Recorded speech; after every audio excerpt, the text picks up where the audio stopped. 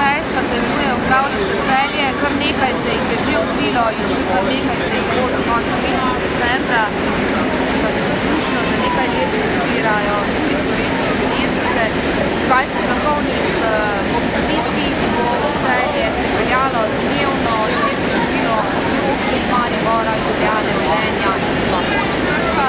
V letošnjem letu pa še 2 posebni vlakovni kompoziciji iz Ljubljane in Maribora na Silvestrovo, kajti v Celju letos silvestrujemo s Podrejanjem. Pravljična dežela za otroke na Glavnem trgu je primerna za vse, za tiste, ki so stari 0 let, pa tudi če ste stari 99 in se počutite še mladega, je to priložnost, da nas v Celju obiščete. Letos v Celju tudi adventni prižigi sveč kot noviteta, torej vsako nedeljo prižgemo svečko na velikem adventnem venčku v središču mesta in jo pospremimo prižig tudi s koncertom. V dneh, ki sledijo, še koncerti in divjih pa akamele, tako da je zelo pestro. Brezplačni koncerti na Krekovem trgu za vse generacije, goste že ta petek prihaja Nina Pušlar, povabili smo orkester Mandolino, Oto Pesnerja in Anima Singers, Gade, Neki to vole vruče, celjski Dixieland, Štraška zares pestro dogajanje. Otroci se v naši pravljični deželi od 12. do 31. dnevno srečujejo z Božičkom, ko Božiček zapusti našo poloblo, pa nastopi v Celju dedek čas.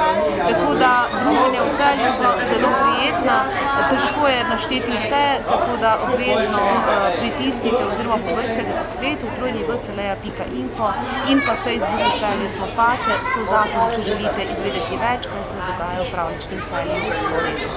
Sneg ste naročili?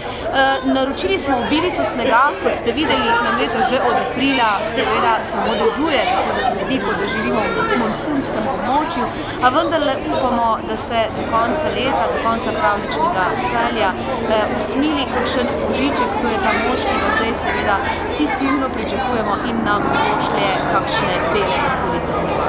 Še eno resno vprašanje, kolikšno bodo stroški?